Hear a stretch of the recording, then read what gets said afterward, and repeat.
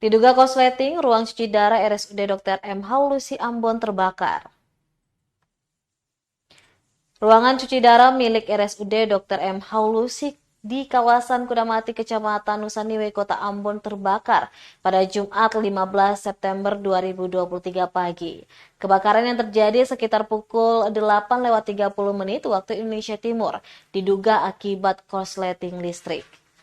Kapolsek Nusaniwe, Ibtu Johan Anakota mengatakan awalnya salah seorang perawat, Fanny Venedi, melewati ruangan cuci darah sekitar pukul 8 waktu Indonesia Timur, kemudian mencium bau hangus. Saksi bersama teman kerjanya lalu mengecek beberapa ruangan sekitar dan didapati asap berasal dari ruangan cuci darah. Dengan dibantu beberapa petugas rumah sakit, mereka pun memadamkan api. Sementara, security menghubungi petugas damkar.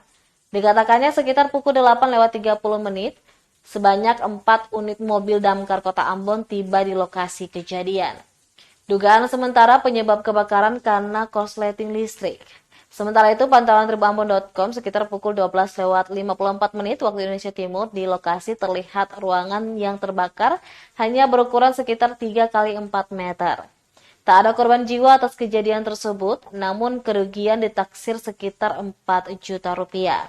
Sementara itu, salah seorang petugas kebersihan, Nando, mengaku bersyukur kebakaran tidak membesar. Pasalnya dalam ruangan tersebut terdapat sebuah tabung ukuran 5 kg berisi oksigen. Hari ini perlu saya sampaikan bahwa ada kejadian sedikit kebakaran di RSUD Ambon. Kebakarannya yaitu dugaan sementara korsleting pada AC di salah satu ruangan yang bersebelahan dengan ruangan cuci darah ya. Kemudian langkah cepat yang dilakukan oleh petugas di rumah sakit untuk memadamkan, sehingga ketika pemadam kebakaran datang, api sudah berhasil. Terima kasih sudah nonton.